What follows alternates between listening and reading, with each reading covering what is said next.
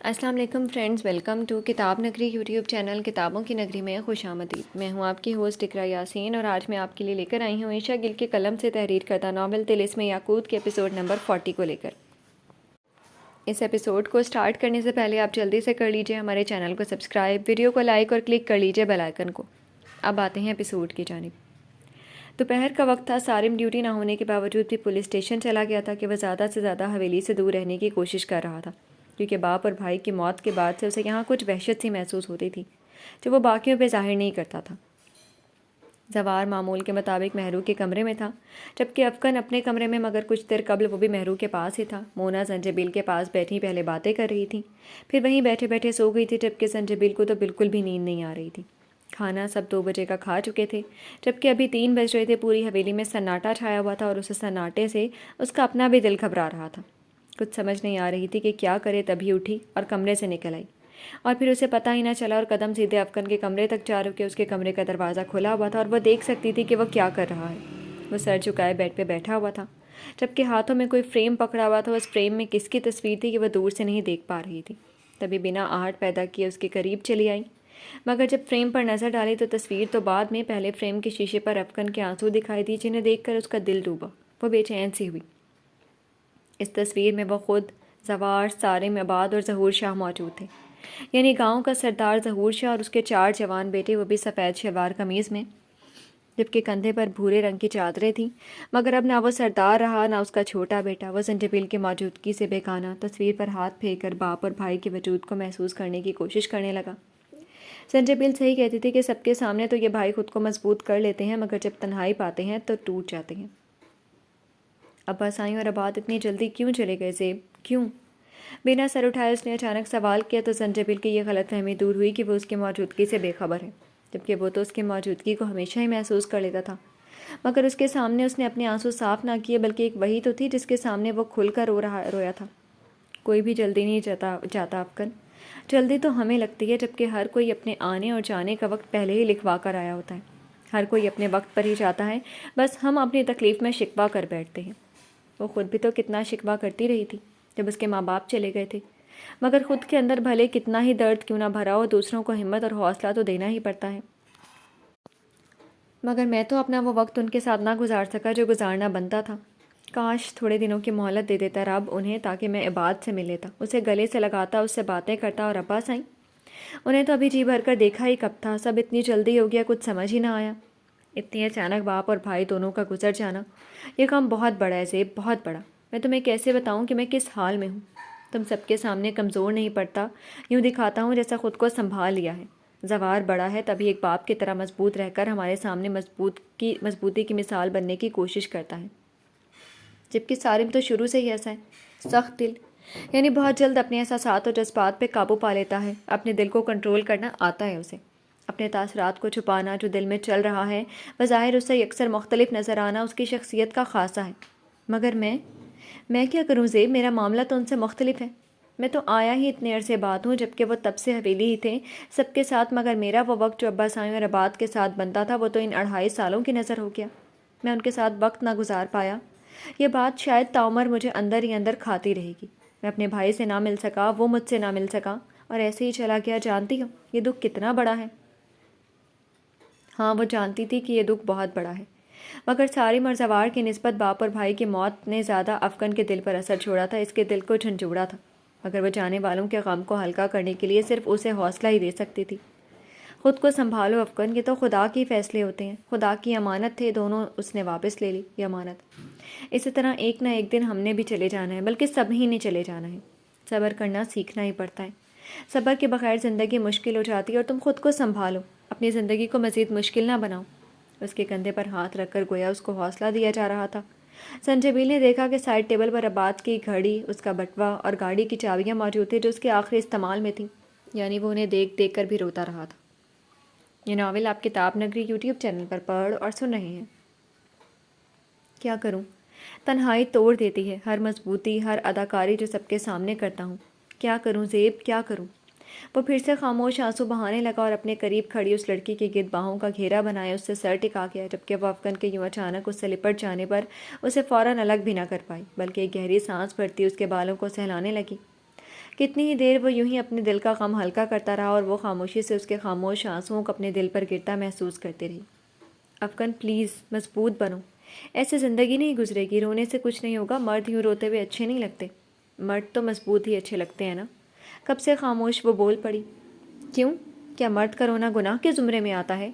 عورت روئے تو بیچاری اور مرد روئے تو کمزور اور بزدل۔ میرا باپ اور میرا بھائی مرا ہے زیب، اس پہ بھی میں نہ روں تو آخر روں کس غم پر؟ عورت تو جب چاہے رو پڑتی ہے، بلکہ بات بات پر رو پڑتی ہے، مگر جب مرد روتا ہے نا تو وہ اس کی برداشت، اس کے صبر اور اس کے درد کی آخری حد ہوتی ہے جو ٹوٹ جاتی ہے۔ چپ کیوں ہو؟ بولو، جواب دو کہ کہاں لکھا ہے کہ مرد پہ رونا جائز نہیں؟ وہ اس سے خود ہی الگ ہوتا بولا۔ افغان میرا وہ مطلب نہیں تھا، میں تو یہ کہنا چاہ رہی تھی کہ مت رو، مجھے تمہارے آنسوؤں سے مجھے تکلیف ہو رہی ہے، تمہارے آنسوؤں کی تپش مجھے میرے دل پر محسوس ہو رہی ہے۔ افغان کو اس کی بات بری لگ گئی تھی، شاید تبھی وہ جلدی سے بولی، تم یہ کہنا چاہ رہی تھی مگر تم نے یہ کہا تو نہیں، تم نے تو یہ کہا ہے کہ مرد روتے ہوئے اچھے نہیں لگتے، جبکہ جو مرد رو رہا ہو اس کے اندر کون سا لاوا ابل رہا ہے جو اسے اندر ہی اندر جلا رہا ہے، یہ کوئی جاننے کی کوشش ہی نہیں کرتا، یہ کوئی کیوں محسوس نہیں کرتا؟ بس جسے بھی روتے دیکھتے ہیں بنا سمجھے کہہ دیتے ہیں کہ دیکھو کتنا بزدل ہے، لڑکیوں کی طرح رو رہا ہے، جبکہ وجہ جاننے کی کوشش ہی نہیں کرتے۔ سنجبیل کی بات کو اس نے کچھ زیادہ ہی دل پر لے لیا تھا۔ آئی ایم سوری افغان، وہ اسے ناراض کر کے بھلا کہاں ٹھیک رہ سکتی تھی؟ اسے بھی اپنی وہ بات کہہ دینے پر اب غصہ آنے لگا۔ اس کا یوں معصومیت سے سوری کہنا افغان کی ساری ناراضگی اڑن چھو کر گیا۔ سوری مت کہو، بس میرے پاس رہو ہمیشہ، اور جب جب میں ٹوٹ جاؤں مجھے یوں ہی سمیٹو، یوں ہی سنبھالو، کیونکہ تم پاس ہوتی ہو تو اس جلتے تپتے دل کو کچھ سکون میسر آتا ہے۔ اس کا ہاتھ پکڑ کر اسے اپنے برابر بٹھاتے ہوئے اس نے کہا تو وہ بھی خاموشی سے بیٹھ گئی۔ جانے والوں کی بہت یاد آتی ہے زیب، وہ اب کبھی لوٹ کر نہیں آئیں گے۔ جب یہ سوچ آتی ہے تو تکلیف کا پیمانہ کس قدر بڑھ جاتا ہے یہ تم سے بہتر کوئی نہیں جان سکتا نا، کیونکہ تم نے بھی تو اپنے کھوئے ہیں، بس میرے ساتھ بھی ایسا ہی ہے۔ جب یہ سوچ آتی ہے کہ ابا صاحب میرا بات اب کبھی لوٹ کر نہیں آئیں گے، وہ ہمیشہ کے لیے ہم سب کو چھوڑ کر جا چکے ہیں، تو دل پھٹنے لگتا ہے۔ ایسی تکلیف سینے میں اٹھتی ہے کہ وہ مشکل برداشت اور ناقابل بیان ہوتی ہے۔ بہت مشکل ہے یہ صبر کا آنا، وہ اب مدھم لہجے میں بول رہا تھا، جبکہ زنجبیل کو اس کی ایک ایک بات سے اتفاق تھا۔ تم ٹھیک کہتے ہو افغان، صبر بہت مشکل سے آتا ہے، مگر جب یہ آ جاتا ہے تو درد و غم کا ترازو چاہے کتنا ہی بھاری کیوں نہ ہو، اس کے وزن میں کمی آنا شروع ہو جاتی ہے۔ ابھی تمہارا غم تازہ ہے، ابھی شاید کوئی تسلی کام نہ آئے، کیونکہ وقت کے ساتھ ساتھ دل میں اٹھنے والا شدید درد ہلکا ہوتا جائے گا اور آنکھوں میں آنے والے آنسو ٹھہر جائیں گے۔ صحیح کہا ہے کسی نے کہ وقت سے بڑا مرہم کوئی نہیں، سو وقت کے ساتھ ساتھ یہ مرہم تمہارے دل پر لگتا رہے گا اور تمہاری تکلیف میں کمی آتی رہے گی، تمہارے دل کو سکون میسر آ ہی جائے گا۔ کتنے پیار سے اسے سمجھا رہی تھی، اسے اپنا وہ وقت یاد آ گیا جب اس کے ماں باپ مرے تھے تو کوئی نہیں تھا اسے ہمت اور حوصلہ دینے والا تھا، کوئی نہیں تھا اس کے آنسو پہنچنے والا، بس وہ تھی اور کراچی کا سمندر تھا، جہاں ساحل کنارے کئی کئی گھنٹوں تک بیٹھ کر وہ اپنے ساتھ ہونے والے زندگی کے ستم کو یاد کرتی۔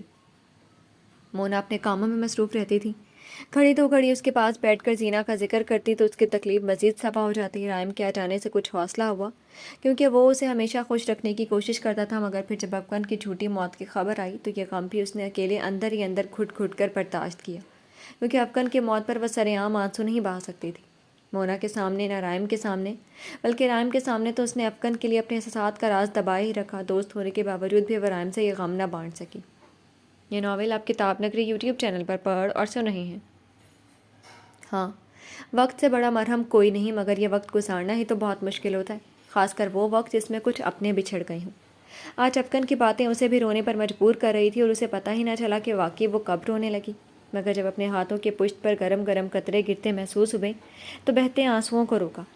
سنجبیل بیٹا، اس سے قبل کہ افغان یا وہ مزید کوئی بات کرتے مونا کی آواز کانوں سے ٹکرائی۔ وہ فوراً سے قبل اٹھی اور سنبھل سنبھل کر چلتی کمرے سے نکل آئی۔ مونا اسی طرف آ رہی تھی، اس کو دیکھتے ہی رکی اور ٹھٹکی وہ خود ہی ان کے پاس چلی گئی۔ یہ بھلا کس کا کمرہ ہے؟ افغان کے کمرے کی جانب اشارہ کرتے ہوئے انہوں نے پوچھا۔ افغان کا ہے۔ وہ دراصل میں ملازمہ کو رات کے کھانے کا کہنے والی تھی، تو سوچا زوار اور افغان سے پوچھ لوں کیا کھانا پسند کریں گے۔ سالم تو رات میں ہوگا نہیں، نائٹ ڈیوٹی ہے نا اس کی، بلکہ آپ سے بھی تو پوچھنا تھا مگر آپ سوئی ہوئی تھیں۔ خیر اب بتا دیں آپ کے لیے کیا بنواؤں۔ وہ مونا کے چہرے کے تاثرات دیکھ کر یہی اندازہ لگا پائی کہ انہیں اس کا یوں اکیلے کمرے میں کزن سے ملنا جلنا پسند نہیں، تبھی بنا پوچھے وضاحت دینے لگی۔ اوہ اچھا، ٹھیک کیا تم نے، اس وقت میں تم نے ہی تو خیال رکھنا ہے ان کا، ماں تو ٹھیک نہیں فی الحال، جو سب سے جا کر ان کی پسند ناپسند پوچھتی رہی۔ خیر میری طرف سے تو تم چاہے جو بھی پکوا لو میں کھا ہی لوں گی۔ مونا کے تاثرات فوراً بدلے تو وہ بھی ایزی ہو گئی۔ اچھا آپ مجھے آوازیں دے رہی تھی، کوئی کام تھا؟ ارے ہاں لو دیکھو، باتوں میں بھول ہی گئی، یہ پکڑو اپنا موبائل، کب سے بجے ہی جا رہا تھا۔ میں نے دیکھا تو رائم کا فون تھا، اٹھا لیا، پھر میں نے اور کہا کہ تم کمرے میں نہیں، میں تمہیں بلاتی ہوں، پھر تم خود ہی اسے فون کر لو گی۔ مگر اس حویلی کی بھول بھلائیوں کا بھلا مجھے کہاں کیا پتہ، ڈھونڈتی ڈھونڈتی آ گئی ادھر۔ لو کر لو، اب میں تو جا رہی ہوں آپ اپنے کمرے میں۔ اس رائم کے بار بار کے فون نے میری تو ساری نیند ہی خراب کر کے رکھ دی۔ مونا اسے موبائل تھماتی آگے بڑھ کے، جبکہ اس کی کالز دیکھتے ہوئے وہ سوچ میں پڑ گئی کہ 2 دن سے اس کا حال نہ پوچھنے والے رائم کو اب کیا ہو گیا جو 11 کالز کر ڈالی۔ اس نے چلتے چلتے کال ملائی تو تیسری بیل پر کال پک کر لی گئی۔ یہ ناول آپ کتاب نگری یوٹیوب چینل پر پڑھ اور سن رہے ہیں۔ کیسی ہو زنجبیل؟ فون پک کرتے ہی پوچھا گیا، جبکہ زنجبیل جو 2 دن سے سوچ رہی تھی کہ رائم جو اس سے بات کے 2 منٹ بھی نہیں رہتا تھا، اب 2 دن ہو گئے حال تک نہ پوچھا۔ اب اس کے فون اٹھاتے ہی حال پوچھنے پہ یہ سوچ یہ الجھن دور ہو گئی، یعنی رائم اس سے زیادہ دن اس سے بات کے بغیر نہیں رہ سکتا تھا۔ وہ بیڈ پر بیٹھی اور سرہانے سے ٹیک لگاتی بولی، ٹھیک؟ وہ یا تو پوچھ رہا تھا یا بتا رہا تھا کہ بالکل ٹھیک نہیں ہوں۔ اچھی ہی ہوگی، بلکہ کچھ زیادہ ہی۔ وہ سیدھے منہ بات نہیں کر پا رہی تھی۔ ناراض ہو ابھی تک؟ رائم کے اس سوال پر وہ حیران ہوئی کہ ناراض تو وہ خود ہے، مگر سمجھ اسے رہا ہے۔ میں کیوں ہونے لگی ناراض؟ اس کے سوال میں حیرت نمایاں تھی۔ کیونکہ میرا رویہ اس دن سے تمہارے ساتھ اچھا جو نہیں رہا، شاید اس لیے، مگر میں نے اسی کی معافی مانگنے کے لیے تو فون کیا ہے۔ اور پھر یہ 2 دن میں نے تم سے بات کیے بغیر کیسے گزارے میں ہی جانتا ہوں۔ پہلے بھی تو اتنے دن تم سے دور رہا ہوں۔ وہ اپنی ناراضگی دور کر لے گا، بلکہ کر لی ہے، اسی لیے تو فون کیا، یہ تو وہ جان گئی تھی، مگر وہ معافی بھی مانگنا چاہتا ہے۔ اس پہ زنجبیل کو حیرت ہوئی، کیونکہ افغان کے ساتھ اسے یوں دیکھنے کے بعد وہ معافی نہ بھی مانگتا تو زنجبیل کو کوئی گلہ نہ ہوتا، مگر وہ پھر بھی ایسا کرنا چاہ رہا تھا، تو اس کا مطلب وہ واقعی بہت محبت کرنے والا شوہر تھا، اپنے رشتے کو خراب نہیں کرنا چاہتا تھا، کسی بدمزگی کی نظر نہیں ہونے دینا چاہتا تھا، مگر اس کا یہی احساس زنجبیل کے فیصلے پر ہونے والے عمل میں رکاوٹ بنتا جانا تھا۔ مجھے معاف کر دو یار، مجھے تمہارے لیے وہ الفاظ نہیں کہنے چاہیے تھے جو اس دن کہے۔ سمجھنا چاہیے تھا کہ تم دونوں دوست ہو، اور ایسے وقت میں دوست ایک دوسرے سے دل کا غم ہلکا کریں تو کوئی بڑی بات نہیں۔ شاید میں نے نہیں، بلکہ یقیناً میں نے تنگ نظری کا مظاہرہ کیا، جو کہ مجھے نہیں کرنا چاہیے تھا۔ مجھے اگنور کرنا چاہیے تھا، کیونکہ کزنس تو ایک دوسرے کا حوصلہ بنتے ہی ہیں۔ وہ ندامت سے گویا ہوا، جبکہ اس کے معافی مانگنے پر وہ جو سوچوں میں گھری تھی چونکی، اور اس کی اس بات پر کہ تم دونوں دوست ہو، سختی سے اپنی آنکھیں میچیں، کیونکہ اب وہ اسے کیا بتاتی کہ وہ دونوں صرف دوست نہیں ہیں، بلکہ ان کا رشتہ تو دوستی سے کہیں بڑھ کر ہے۔ چپ کیوں ہو تم؟ کچھ بولو نا۔ کیا معاف کر دیا مجھے، یا پھر شدید قسم والی ناراضگی ہے؟ کتنے ہی لمحے جب وہ کچھ نہ بولی تو رائم نے پھر سے اسے پکارا۔ تمہیں معافی مانگنے کی ضرورت نہیں ہے رائم، کیونکہ میں تم سے ناراض نہیں ہوں۔ وہ بس یہی بول سکی۔ ضرورت ہے زنجبیل، کیونکہ بھلے تم مجھ سے ناراض نہیں، مگر تمہارا دل تو میری باتوں سے، میرے لہجے سے دکھا ہوگا، اور یہ معافی بھی اسی کی ہے، اور پھر میں شرمندہ بھی تو ہوں۔ سو جب تک تم سے معافی نہیں مانگنی تھی، مجھے کہاں چین پڑنا تھا؟ اسی لیے بھلے ناراض نہیں ہو، پھر بھی میرے دل کے سکون کے خاطر کہہ دو کہ تم نے مجھے معاف کر دیا۔ نہیں کہو گے تو میں معافی مانگتا ہی رہوں گا، اور وہ واقعی ایسا کرتا رہتا جب تک وہ معافی اس کے سپرد نہ کر دیتی۔ معاف کر دو ہر اس بات کے لیے جس نے تمہیں ہرٹ کیا۔ وہ پھر سے بول پڑا تو اب کہ وہ بھی بولی، ٹھیک ہے، میں نے تمہیں معاف کیا ہر اس بات کے لیے جس کے لیے تم شرمندہ ہو۔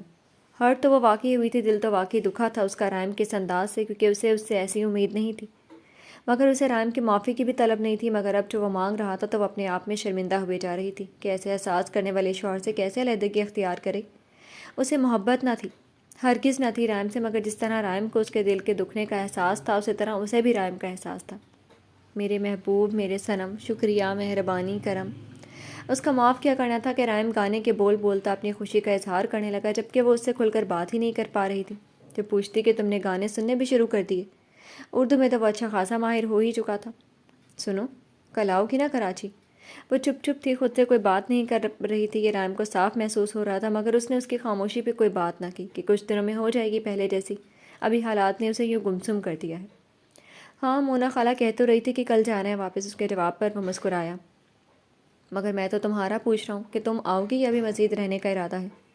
دیکھو، مجھے تمہارے وہاں مزید رہنے سے کوئی مسئلہ نہیں، مگر مجھے بھی تو دیکھو جو اتنے دنوں سے تم سے دور ہوں۔ زنجبیل کا دل تو چاہ رہا تھا کہ یہاں سے اب کبھی واپس نہ جائے، مگر ایسا بھی رائم سے کہہ نہیں سکتی تھی، اسے جو بھی بات کرنی تھی فیس ٹو فیس کرنی تھی۔ ظاہری سی بات ہے، میں بھی تو خالہ کے ساتھ ہی آؤں گی، اور تائی اماں کی طبیعت اب بہتر ہے، نہ ہوتی تو ممکن تھا میں چند دن اور رک جاتی۔ رائم کی دوسری بات کے متعلق اس نے خاموشی ہی اختیار کی۔ تم کہو تو میں آ جاؤں کل آپ دونوں کو لینے، کیا کہتی ہو؟ اس کا دل شاید اڑ کر زنجبیل سے ملنے کو تھا۔ نہیں رائم، تمہیں زحمت ہوگی، ہم خود آ جائیں گے، اس نے سہولت سے انکار کر دیا۔ ارے اس میں زحمت والی کون سی بات ہوئی؟ اپنی بیوی کو ہی لینے آنا ہے نا، کون سا کسی غیر کو؟ وہ حیران ہوا تھا اس کی زحمت والی بات پر۔ نہیں میرا مطلب وہ نہیں تھا، وہ جلدی سے بولی۔ تو پھر کیا مطلب تھا؟ اس نے پوچھا۔ تم یہاں آ جاؤ گے تو خالو کے پاس کون رہے گا، انہیں اکیلا نہیں چھوڑ سکتے نا۔ اس کا یہ مطلب نہیں تھا، مگر وہ بنا گئی۔ اوہ ہاں، یہ تو بالکل ٹھیک کہہ رہی ہو تم، میں تو چاہ کر بھی نہیں آ سکتا۔ خیر کوئی بات نہیں، بس آج کی رات ہے، کل تک تو تم میرے پاس ہی ہوگی، تو پھر اپنی پیاری بیوی کو اپنے سامنے بٹھا کر جی بھر کر دیکھوں گا۔ آخر میں وہ رومانٹک لہجے میں گویا ہوا تو بے اختیار سنجبیل کا موبائل والا ہاتھ کان سے دور ہو گیا۔ یعنی افغان کے سوا اس نے ایسی باتوں کا حق تو کسی کو نہیں دیا تھا، مگر حقیقت تو یہی تھی کہ یہ حق قانونی طور پر رائم کو ہی حاصل تھا، نہ کہ افغان کو۔ اسے شدت سے محسوس ہو رہا تھا کہ وہ منجتار میں پھنس چکی ہے، کوئی ایک کنارہ نہ پکڑا تو جلد ڈوب جائے گی، اور وہ ڈوبنا نہیں چاہتی تھی، واپس اسے کنارے پر جانا چاہتی تھی جہاں سے یہاں تک آئی تھی، اور واپسی کے راستے بہت مشکل ہوا کرتے ہیں، یہ اسے اب معلوم ہو رہا تھا۔ لگتا ہے محترمہ شرما گئی ہیں۔ ارے کچھ تو بولو، صرف تمہیں جی بھر کر دیکھنے کی بات کر رہا ہوں، اب اس پہ کیا شرمانا؟ وہ مزید شوق ہو رہا تھا، اور سنجیبل کو سمجھ نہیں آ رہی تھی کہ کیا کہہ کر فون رکھتے۔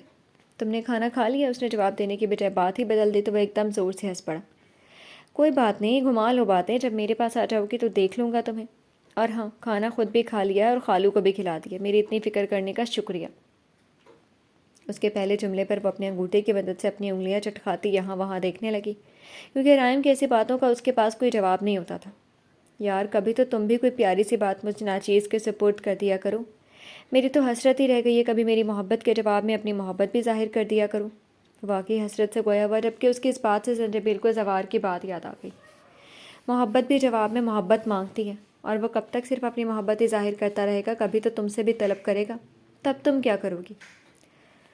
جھوٹے بولوں گی اس سے، مگر یہ یاد رکھنا کہ محبت مخلصی چاہتی ہے، دوغلا پن نہیں۔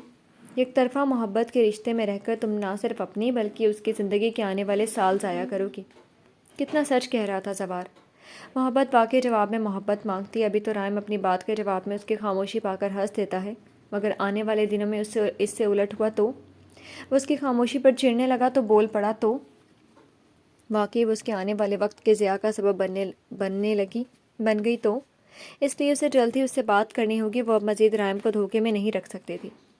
اف، ایک تو تم اور تمہاری خاموشی یار، میری بیوی اتنی خاموش تو نہ تھی جتنی اب ہو گئی ہے۔ اس کا بارہا لفظ بیوی بولنا اسے تکلیف دیتا تھا، اسے بتلاتا تھا کہ وہ رائم سے اس بندھن میں بندھی ہوئی ہے جس بندھن میں وہ افغان کے ساتھ جڑنا چاہتی ہے، بس ایسے ہی بولنے کا دل نہیں چاہ رہا۔ ہولے سے وہ بولی، اس کا واقعی کچھ بولنے کو کچھ سننے کو دل نہیں چاہ رہا تھا۔ تو پھر مجھے سن لو نا سویٹ ہارٹ۔ اس کے لہجے میں شریر پر نمایاں تھا، کب سے وہ اسے ہی تو سن رہی تھی، اور جو وہ سنا رہا تھا اور جس لہجے میں سنا رہا تھا وہ باتیں بھلے رائم کے نزدیک محبت بھری تھیں، مگر اس کے لیے اذیت کا باعث۔ یہ ناول آپ کتاب نگری یوٹیوب چینل پر پڑھ اور سن رہے ہیں۔ خالو کیا کر رہے ہیں؟ ایک بار پھر وہ بات کا رخ بدل گئی، اور ایک بار پھر وہ ہنس کر رہ گیا۔ انہیں دوائی کھلائی تھی تو وہ کچھ دیر بعد ہی سو گئے۔ نیند تو مجھے بھی آ رہی تھی، مگر جب تک تم سے بات نہیں کر لینی تھی بے چینی سے کروٹیں بدلتے رہنا تھا میں نے۔ چلو کوئی تو بہانہ ملا اسے فون کرنے کا، تبھی وہ بولی۔ ہو گئی نا بات، دور ہو گئی بے چینی، اب تم سو جاؤ، یہاں بھی سب سو رہے ہیں تو میں بھی تھوڑا ریسٹ کر لوں۔ اسے کہاں طلب ہو رہی تھی آرام کی، اس کی آنکھوں میں بھلا کب تھی نیند، مگر جھوٹ بولنے میں کیا حرج تھی؟ تمہارا ریسٹ کرنے کو دل تھا تو مجھے بھی پہلے بتا دیتی، میں کب سے تمہیں باتوں میں لگائے ہوئے تھا، بلکہ تمہیں کب خود باتوں میں لگا ہوا تھا، مگر اب رکھتا ہوں فون، کل گھر پر ملاقات ہوگی تم سے، اپنا خیال رکھنا مائی سویٹ وائف۔